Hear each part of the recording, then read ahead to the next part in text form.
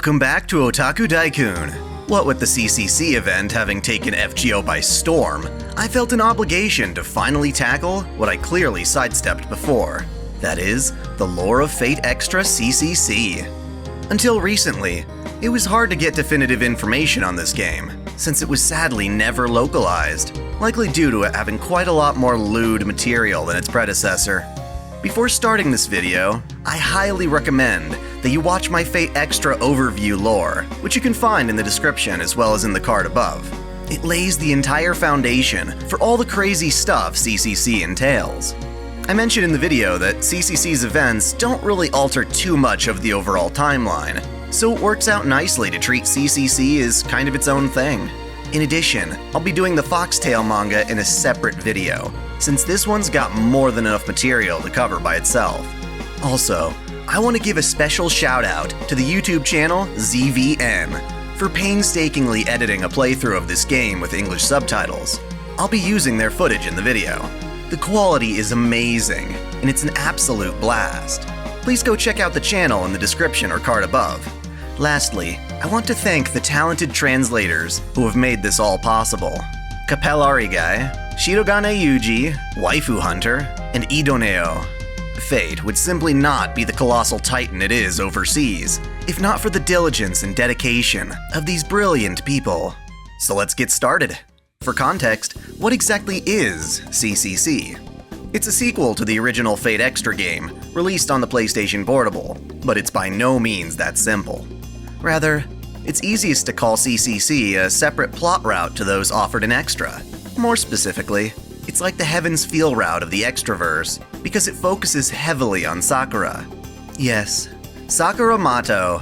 In the Extra universe, she's an AI with no actual relation to Shinji Mato. She's an assistant nurse at the infirmary, where masters reside between matches of the Mooncell Holy Grail War.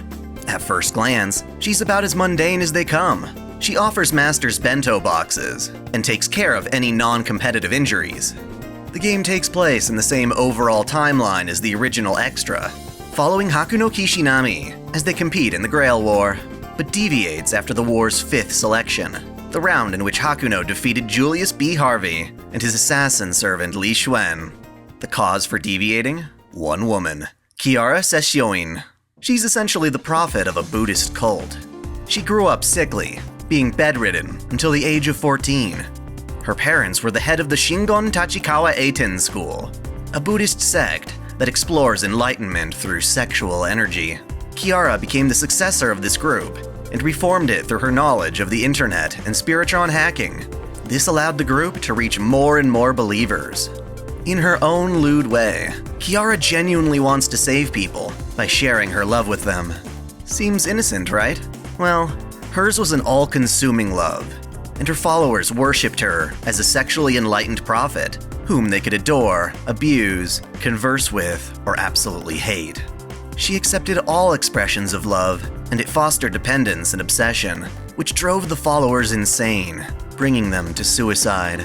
Yeah, all of her believers killed themselves. This was never her intent, and she felt betrayed by everyone she thought she saved. Despite this, she held firm to her desire to save people, and decided to enter the Mooncell Holy Grail War as a master for the chance at harnessing more power. Now, she could have just fought in the war fair and square, but she decided to take an alternative route. During the preliminaries, Kiara approached Sakura and interfered with her program. Normally, an AI like Sakura is supposed to treat all competing masters impartially, but Kiara removed that restriction, unleashing her freedom. This interference caused Sakura's program to overload as an abnormal status.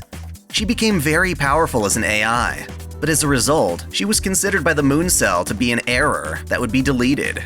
She suffered an existential crisis, collapsing in front of the school's entryway, while all of Seraph's NPCs ignored her existence for being an anomaly.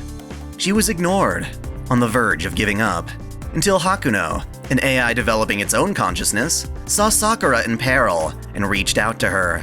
They took Sakura to the infirmary and cared for her that day.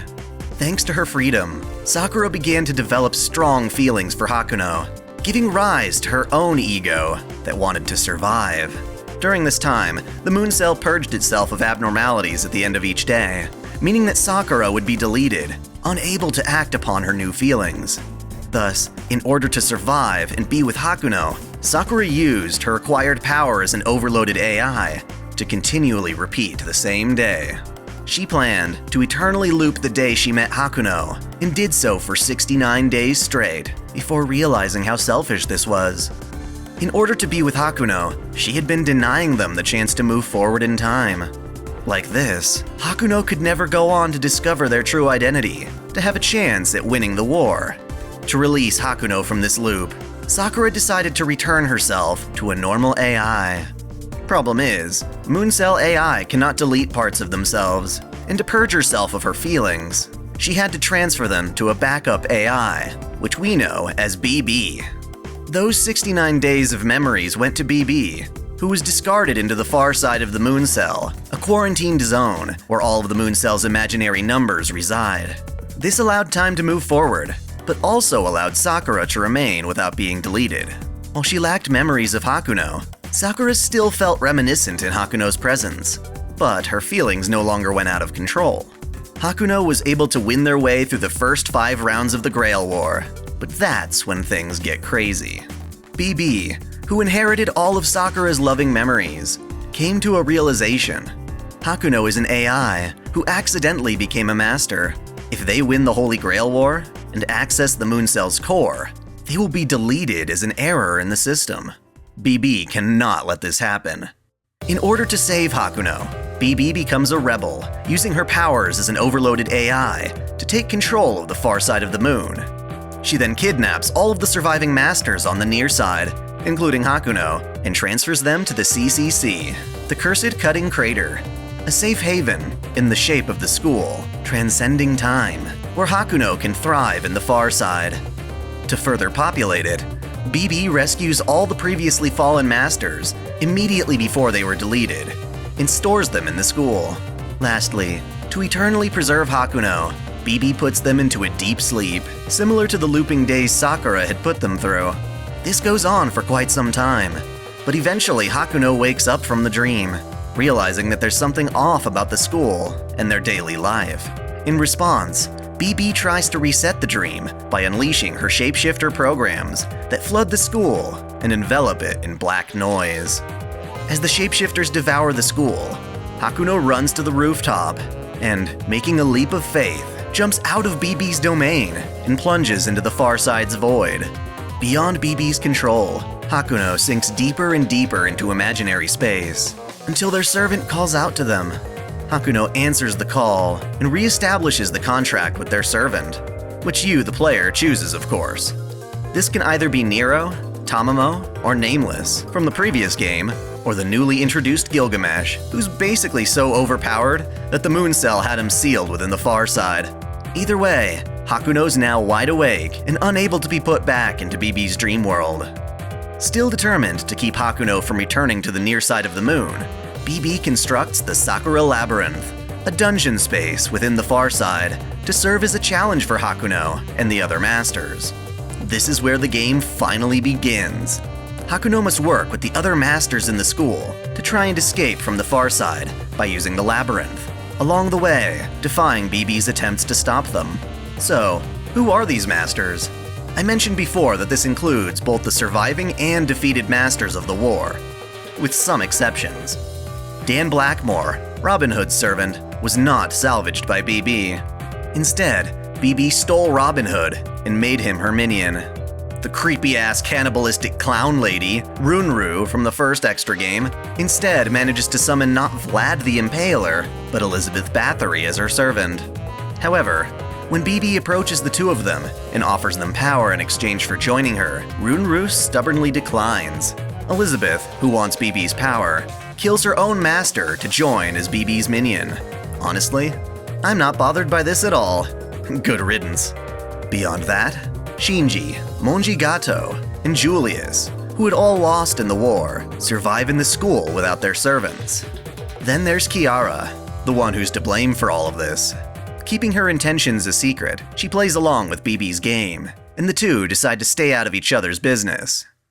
For most of the game, she hangs around in the school with her servant, Hans Christian Andersen, who constantly insults her sexual promiscuity and berates her for being a woman. Yikes. To be fair though, Hans talks shit about pretty much everyone, including Hakuno's servant, having the balls to criticize Gilgamesh's kingship straight to his face. Hans was the author of grim children's stories, like The Little Mermaid. He's a caster who takes the form of a young boy, but uncannily has a deep adult voice. He tells Hakuno not to trust Kiara and her poisonous aura. Both Rin and Rani are here, despite the fact that they lack their servants, Kuhoen and Lu Bu, respectively. Among them, Julius acts as BB's spy, keeping an eye on the other masters. His brother Leo, the one master Hakuno has yet to defeat, leads the plan to escape the far side, along with his servant Gawain. Lastly, we have Jinako Karigiri. She was born from her Japanese mother and a foreign father. Her life wasn't special, but it was pleasant, until her parents died in an accident. Jinako's inheritance would cover her living expenses for life. Thus, she skipped out on school and lived an otaku's life. People were jealous of how she never had to work. In that regard, she felt like a winner. She did this for 15 years, until all of her online friends moved on, getting jobs or getting married, and Jinako began to worry that she'll live her entire life as a recluse. Out of a desperate desire to redo her life, to live as a normal girl in society, she joined the Holy Grail War, knowing full well it was a life or death battle.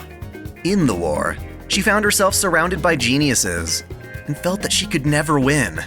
Not wanting to die, she ran away, resorting back to her shut-in habits.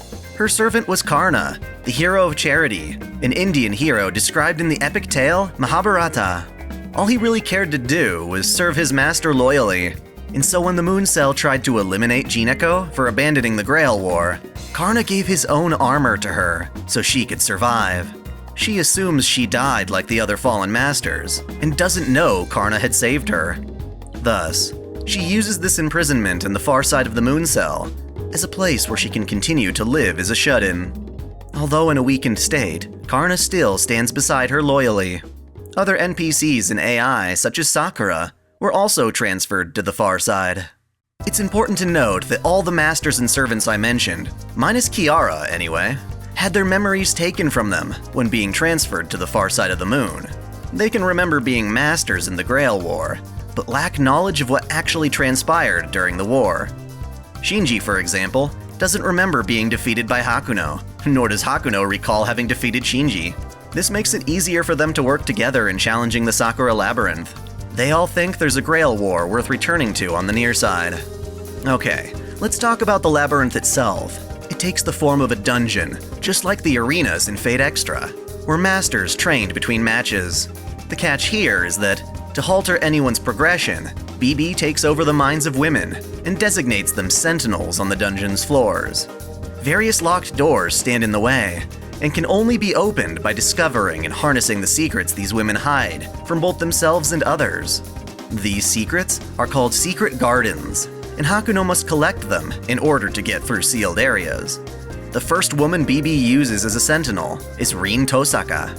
Rin's maidenly secrets are used to transform the labyrinth, and she is given Elizabeth Bathory as her temporary servant. So, after the master-servant contract saves them from the imaginary sea, Hakuno wakes up in the infirmary with Sakura beside them. They meet Leo in the student council room, and he explains that he's holding an operation to escape the far side of the Moon Cell. Hakuno joins Leo and is tasked with finding other masters to recruit. Monjigato, despite having lost his servant, is still eager to help with the escape. Shinji refuses the offer, planning to escape on his own. Jinako kicks Hakuno out of the janitor's room, but agrees to livestream the student council's meetings. Kiara refuses to join, claiming she doesn't have the will to escape. She says she already tried and failed. Instead, she asks Hakuno to abandon her. To not be a burden, she suggests not getting too close. These are all lies, however, since the truth is that BB is keeping an eye on Kiara to make sure she doesn't interfere. Leo isn't too happy about getting Gato's help and assigns him to clean the toilets. Hakuno and their servant are tasked with exploring the labyrinth, while Sakura and Leo serve as backup to ensure Hakuno doesn't dissolve in the sea of imaginary numbers. Sakura can't help but feel like going into the dungeon is like unveiling her chastity. Oof. From under the sakura tree in the school's garden, Hakuno enters the labyrinth and, as they explore, they reach their first locked door.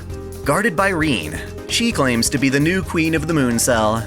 Elizabeth Bathory turns out to be surprisingly strong, and to survive, Hakuno flees with their servant. Seeking advice, Hakuno visits Kiara, who also seems to think entering the Sakura Labyrinth means banging her kohai. Kiara, pulling from her knowledge of Buddhism, describes having a program based on the 5 thought-stopping meditations that finds openings to a person's heart. The program needs to be installed directly into Hakuno, and so Kiara does this with a non-consensual kiss. The rest of the program needs to be installed into Sakura, naked, in the infirmary. Gawain cockblocks both Hakuno and Leo from peeping. With the program installed, Hakuno can read both the heart and the shield protecting it. In setting up the game's true route, Hakuno purchases Sakura a school uniform to replace her infirmary outfit. Problem is that Kirai's charging an arm and a leg for the damn thing. Looks like Hakuno needs help from Leo, or Gilgamesh's treasury, whichever you're inclined to choose. Anyway, venturing back into the labyrinth, Hakuno detects a unique room. Entering it, they discover a torture chamber belonging to Elizabeth Bathory. She's been draining other masters of their data, blood, and magic circuits. Reen reveals herself to be a tsundere.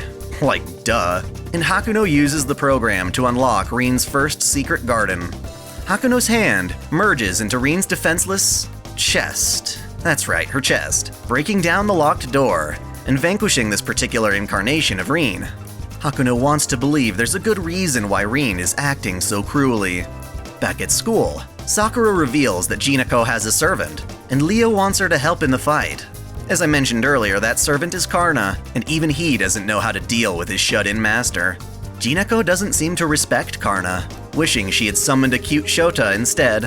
Essentially, she's still a lost cause, only willing to tune in on the council meetings. Returning to the dungeon, Reen's got another incarnation who offers up easier enemies in exchange for money. When Reen reveals her obsession with wealth, it also reveals her secret garden, allowing Hakuno to defeat her again. Elizabeth is too busy bathing in blood to come help. Even deeper in, Hakuno discovers that Reen is taking orders from Elizabeth, forced to do her bidding by gathering masters and offering blood. Reen tried to stop Elizabeth from draining the masters, but her own blood isn't even close enough to appease her abusive servant. Being whipped by Elizabeth's tail reveals Reen's latent desire for subjugation. Hakuno opens Reen's third and final secret garden. Basically, Reen's been under too much stress, always being so independent, that part of her wanted to be the one taking orders rather than giving them. This Reen also vanishes, returning to her main body, which is posed suggestively in a mural at the end of the dungeon.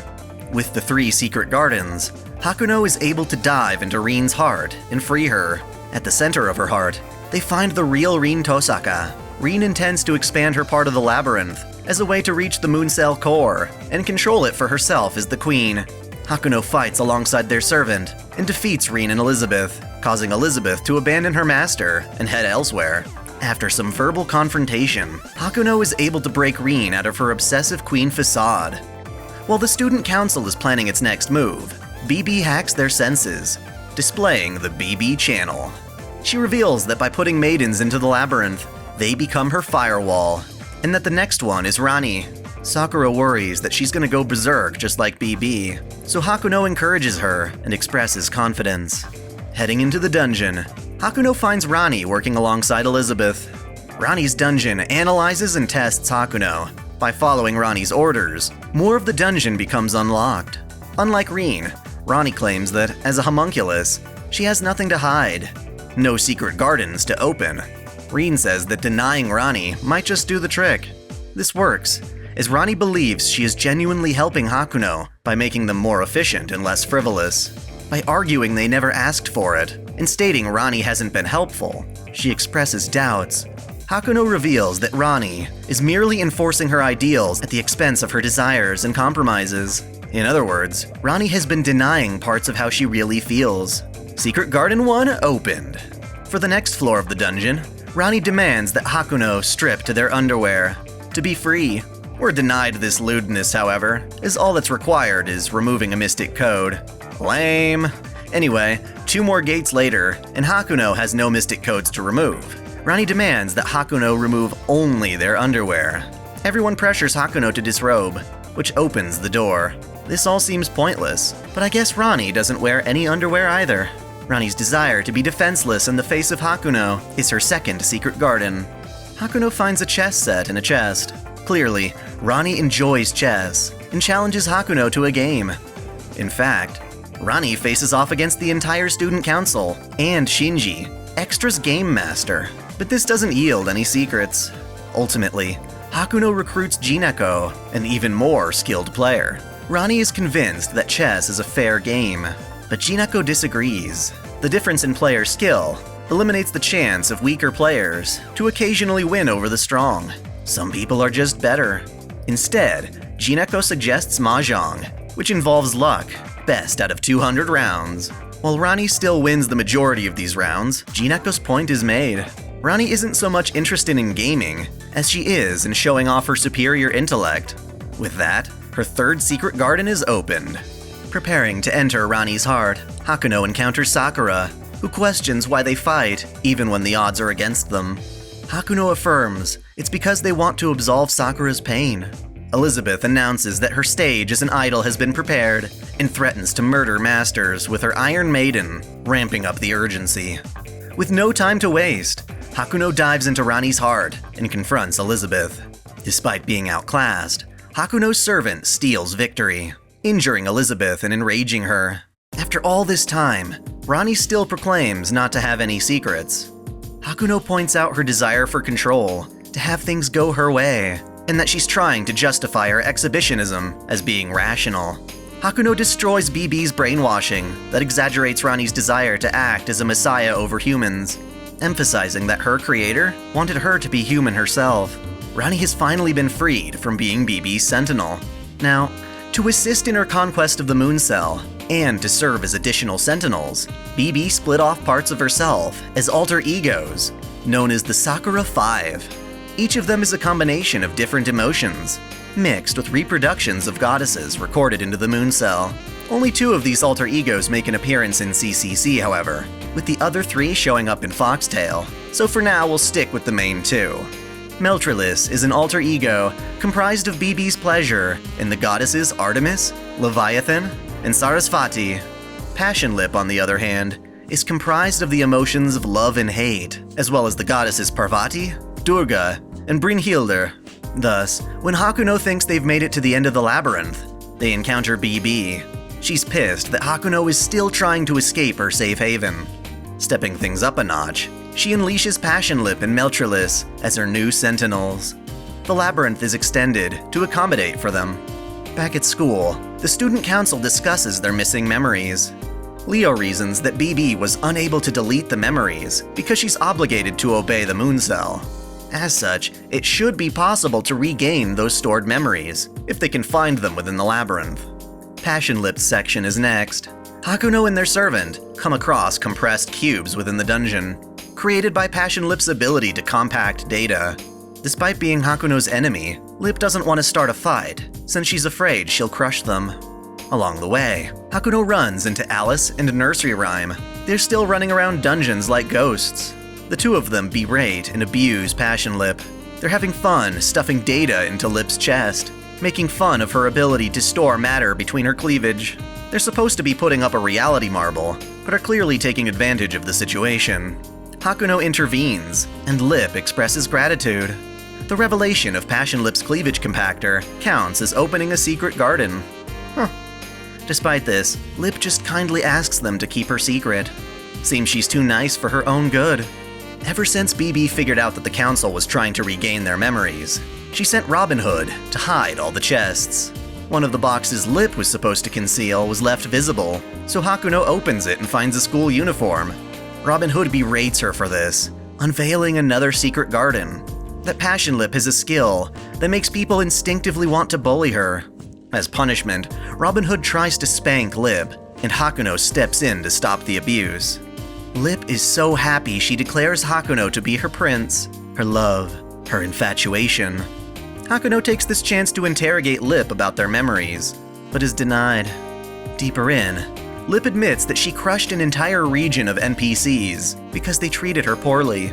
She's built in such a way that she's only talented in smashing and crushing things. Thus, it seems like there's a good chance their memories are being stored inside Passionlip's Breast Valley, and they make it their goal to retrieve the memories, along with the next secret garden.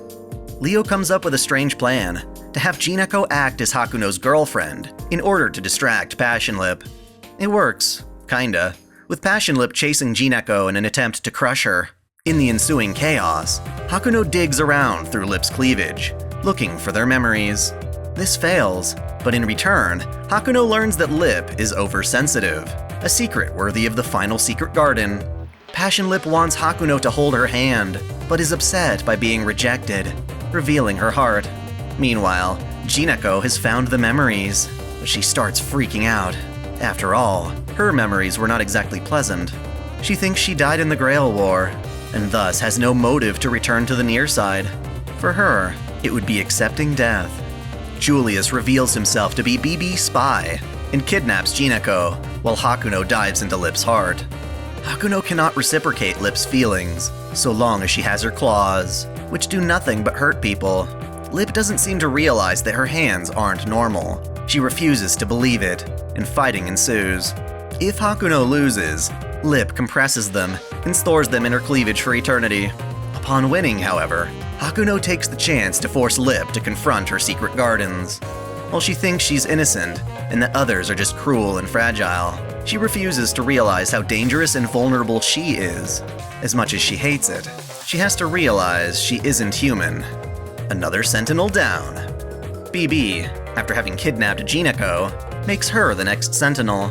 Thus, we have to try and find out her secrets. She's not going to back down, though.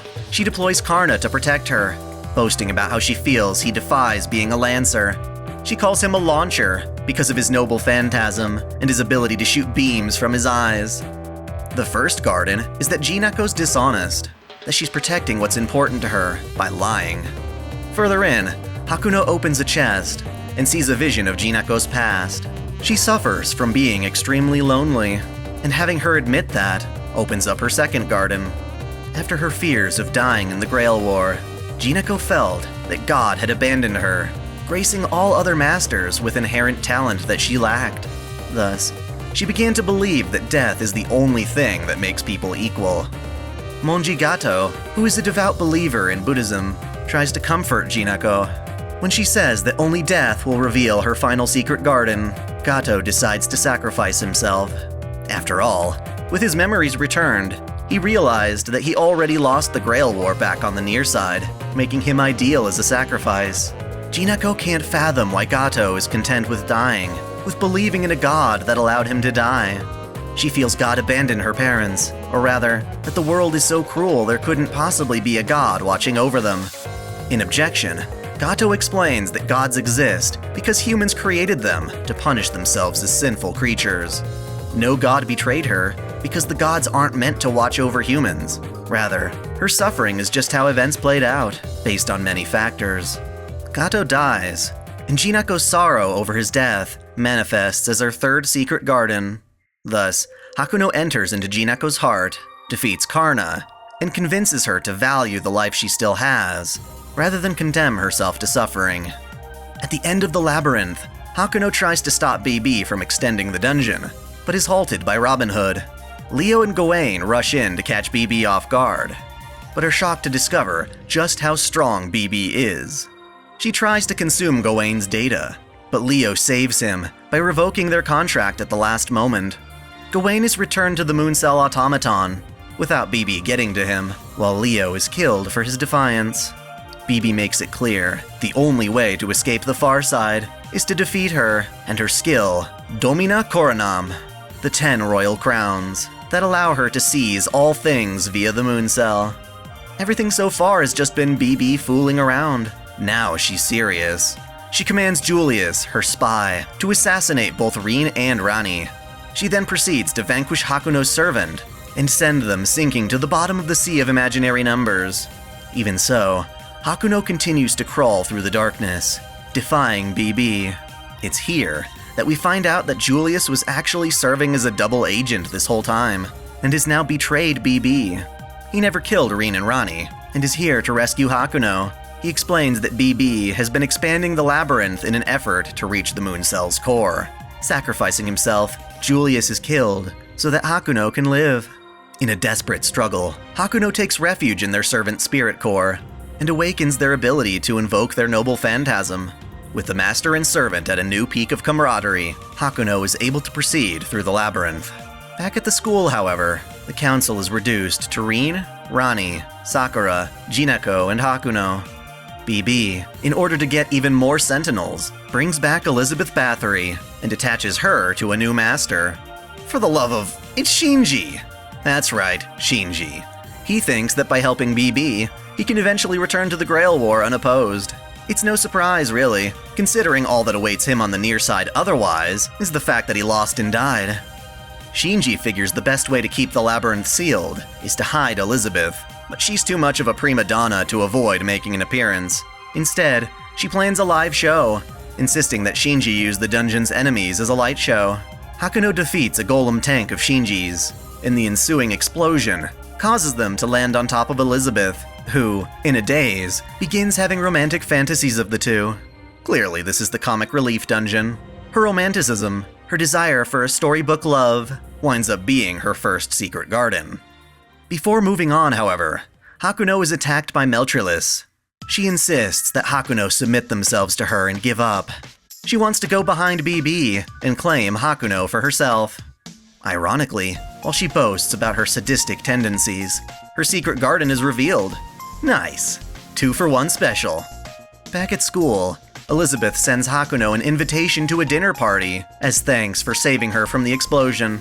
She intends to win Hakuno over through cooking and forces Shinji to try her test dish. Thinking it's normal chicken sauté, Shinji takes a bite, only to discover that there are explosive thorns in the meat that make screaming sounds when bitten. Ugh.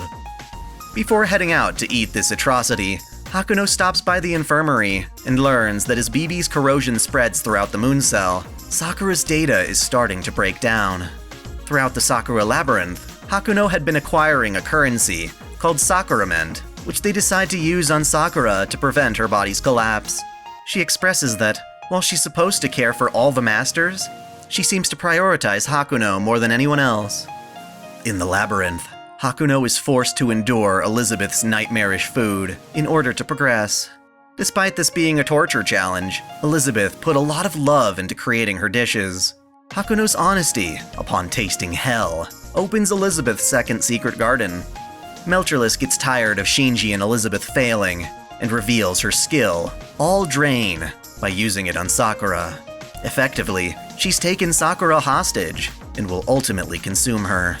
With no alternative, Hakuno relies on Kiara, who possesses a dangerous codecast, the 10,000 Colored Stagnation, which can gain access to someone's mind to control them. Just as Kiara gives Hakuno her codecast, she is stabbed by Meltryllis and dies. After a swift escape, Hakuno decides to use the codecast to enter Sakura's mind, and is surprised to find Elizabeth inside. There, her final secret garden is revealed. Elizabeth Bathory is a virgin. With all three, it's time to enter her heart. It seems that her desire for status, to be an idol, conflicts with her pursuit of romantic love. More so, achieving her love would mean giving up her virginity. Pregnancy would ruin her ideal image of beauty. Her bathing in the blood of other virgins, in an attempt to remain youthful, is futile. She cannot escape aging. She'd put all of her value and self-esteem on being a maiden. But in the end, she's just turned herself into a murderer. Elizabeth cannot remain if Hakuno is to save Sakura, so Rin and Rani seal her in an isolated chamber, where she begs not to be left alone. She is forced to confront herself in agony. By this point, BB has nearly reached the moon cell core, and Meltryllis is still a threat. She expends a poison that both drains abilities and steals consciousness. Deep into the dungeon, Hakuno encounters Robin Hood, who explains that, while he's been serving BB all along, he has more loyalty toward his old master, Dan Blackmore. He hands Hakuno a file of data on BB, before challenging them to a losing battle. Back at school, Shinji tries to dissuade Hakuno from proceeding further in. He says this, but he's secretly working on a countermeasure to Melt's poison honey. Even though he, and all the other masters who died before the 5th round of the original Grail War, have nowhere to return to, Shinji still wants to help Hakuno escape. In the Extraverse, Shinji was raised with superior genetic material his parents had purchased so that they could remain in nobility. He was raised to think that superiority was his only value, and so he set records on games throughout the internet. He joined the Grail War to prove his existence, to give meaning to his life. Now that he's lost, he wants to entrust that goal to Hakuno. Note that we never did finish off Nursery Rhyme. She's been running around the labyrinth. Melt had split her into various doll parts for Hakuno to collect and piece back together. As thanks for restoring her, Nursery Rhyme gifts Hakuno a secret garden she had stolen from Melt. Its nature is that Melt is a doll enthusiast. She loves manipulating others, revoking their will. When this is found out, Melt goes off on a rant about how she loves Japanese figures. I guess we have something in common. Melt hates humanity, yet loves Hakuno, so she decides she will prove her love by destroying the part of Hakuno that is human.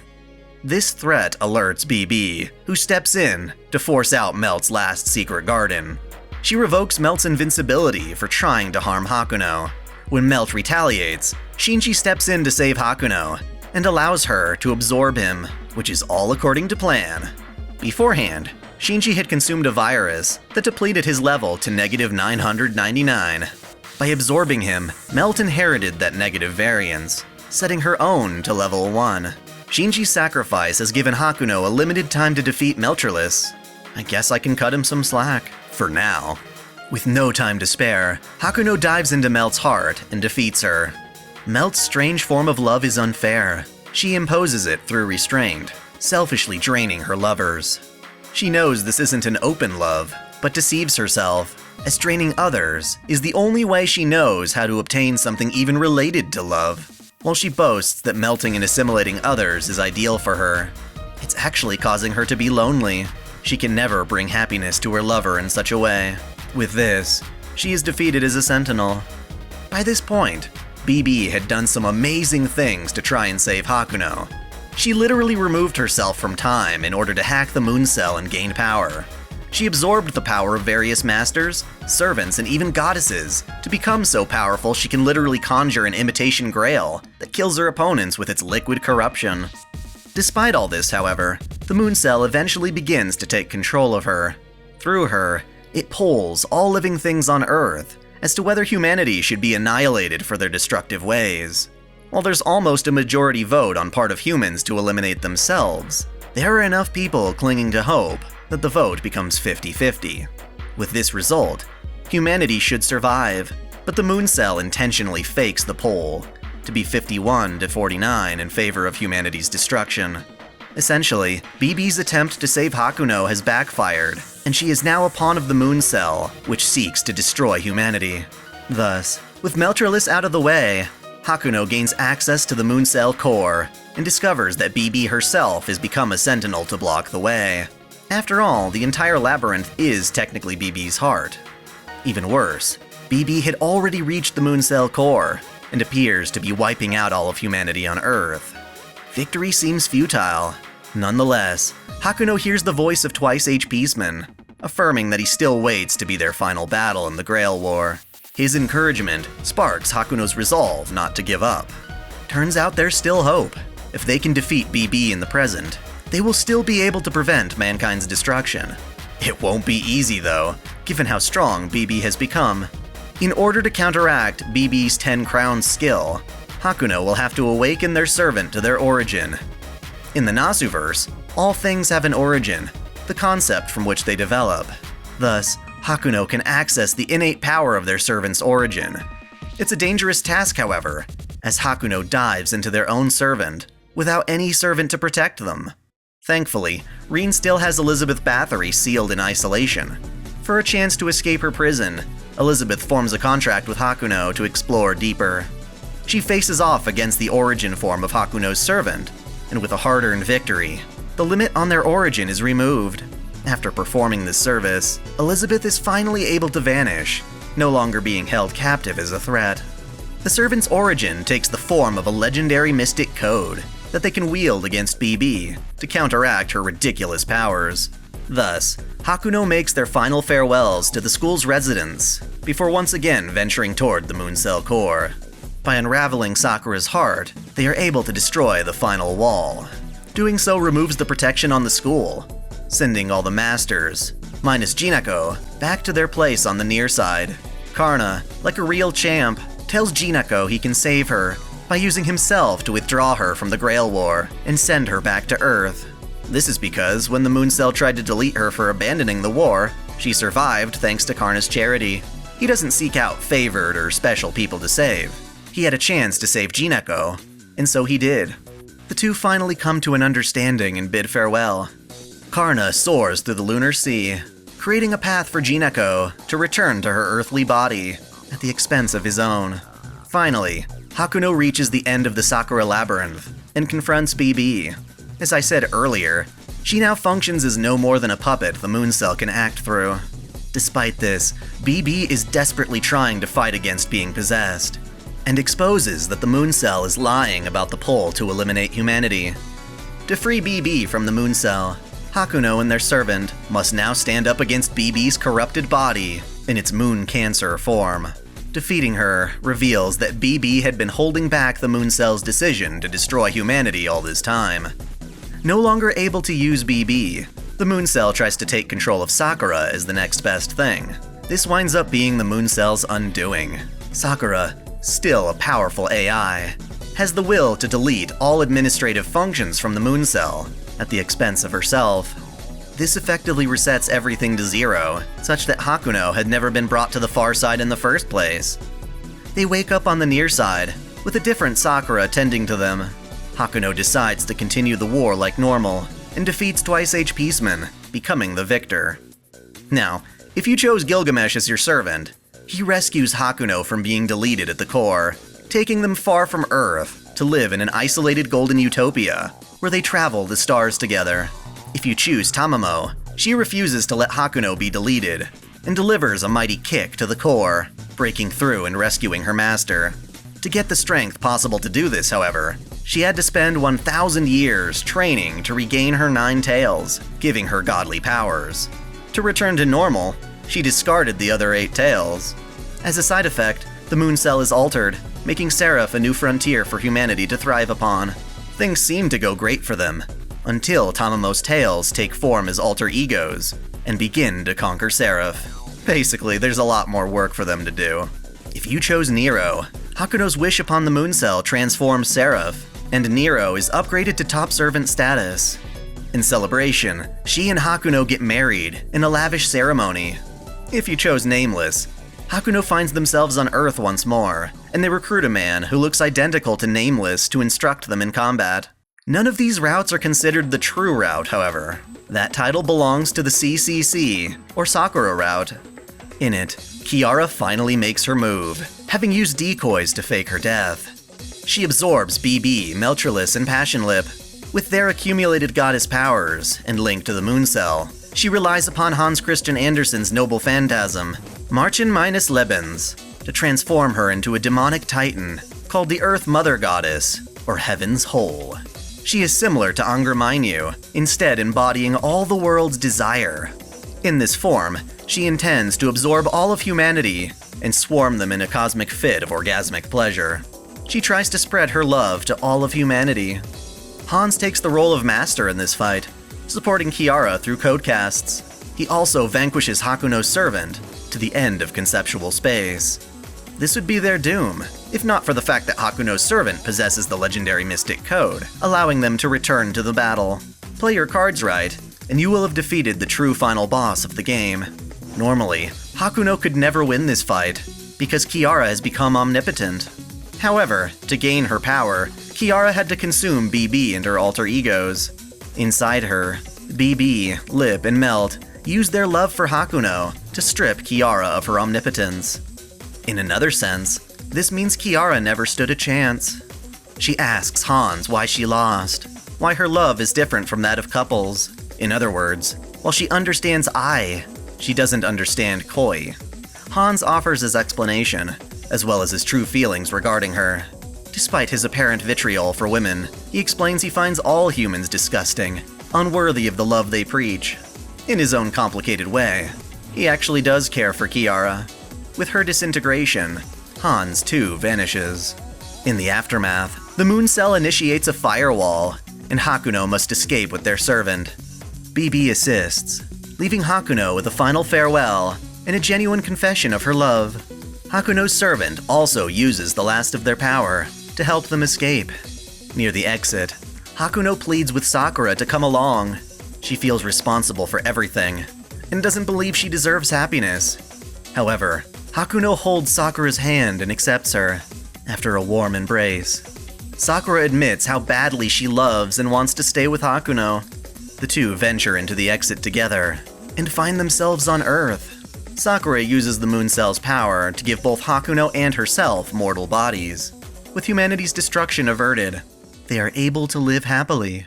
And that just about covers all of Fate Extra CCC. None of these endings really correlate at all to how the original Fate Extra ends, and they certainly don't lead to Extella, allowing CCC to exist on its own terms.